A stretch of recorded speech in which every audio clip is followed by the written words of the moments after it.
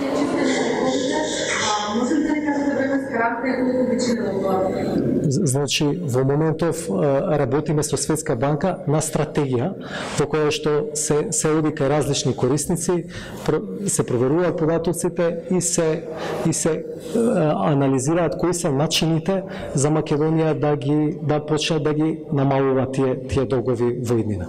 Ние мислиме дека со таква стратегија би можеле, значи некоја рамка наша која што ја планираме е со таа стратегија да излеземе во некој период од најмногу 3 месеци. Дали беше договорено со Светска банка некоја конкретна подршка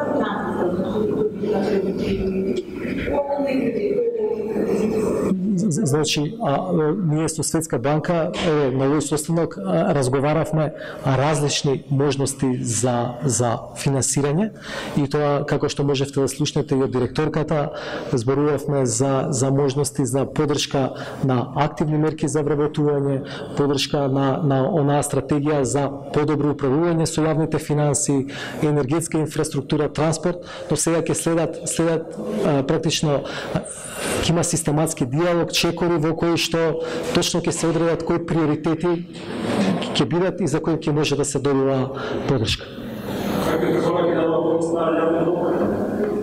Значи, ако мене ми е мило да најавам дека Министерството за финансии за многу кратко време успеа да финализира стратегија за управување со јавните финансии. Од 1 септември таа е поставена на сајтот на Министерството за финансии како драфт верзија, може целата јавност да даде коментари, ќе видите дека таму имаме серија на мерки со кои што сакаме да поставиме алатки за кредибилно управување со јавниот долг. Тоа е во насока на препораките на Светска банка, но и во насока на препораките на Европска комисија, на Сигма како наши стратешки партнери.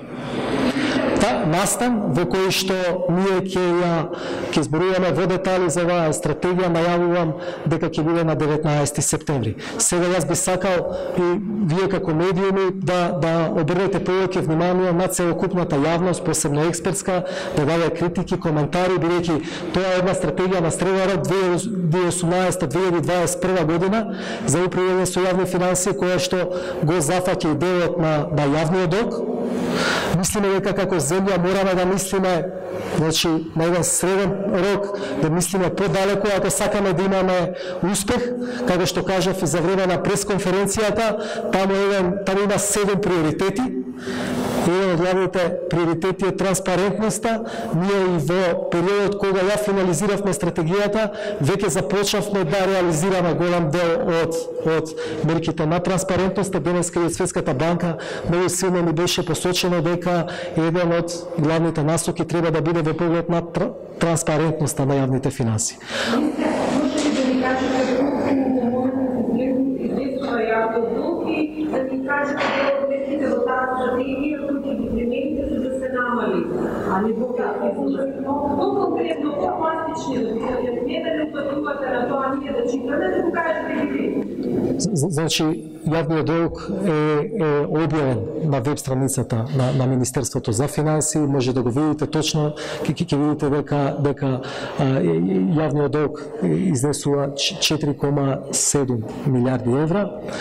Потоа, ако гледате што треба да се направи во таа стратегија за негово кредибилно управување, значи прво е потребно да се смени среднорочното буџетско планирање, како што реков, тоа практично како се доаѓа до проекциите на приходи и расходи во буџетот.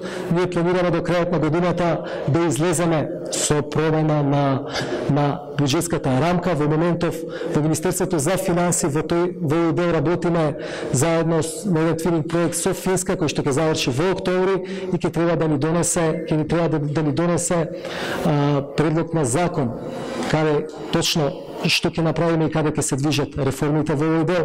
Исто така, како што стои во програмата за работа на владата, едно од алатките за подобро управување со јавниот долг, јавните финансии е фискалниот совет. Ќе видите дека во оваа стратегија може да се ние планираме да го воведеме него.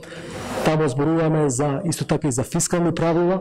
Денес значи не разговаравме во детали за ова прашање, но во многу документи Светската банка го апострофира тоа, дека во Македонија мора да посветиме сериозно внимание на ефикасноста на трошењето. Ова е еден вид од трошењето, практично мора да размислуваме како, значи не само се прават вработувањето, каде се прават и дали тие придонесуваат за полнење на фондовите, пред се и пензискиот и здравствениот фонд.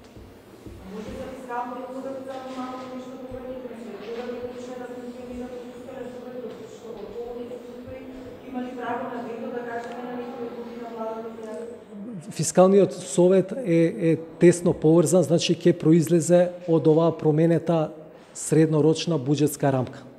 Значи главната идеја на ова среднорочно буџетско планирање е да се расшири буџетскиот процес, значи практично да почнува многу порано креирањето на буџетот и да се додадат алатки кои што ќе го контролираат системот. Едно од тие алатки ќе биде фискалниот совет, но фискалниот совет за да бидеме успешни во него ќе треба да биде поврзан и со некои фискални правила.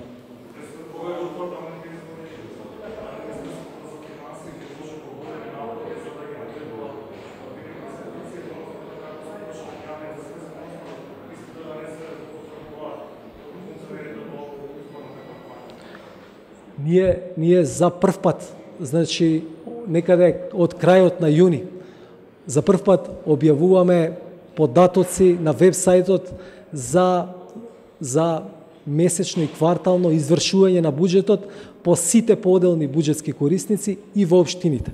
Такви податоци порано не и беа достапни на јавноста и тоа е секако во насока на подобрување на транспарентноста.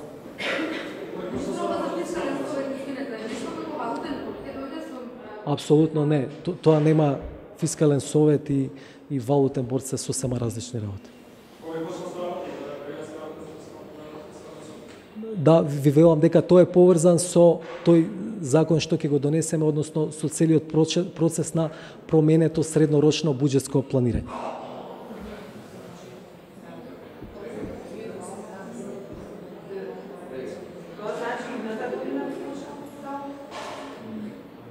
Значи, јас сега не сакам да истрчуваме, значи главно е не треба да се гледа еден елемент во системот.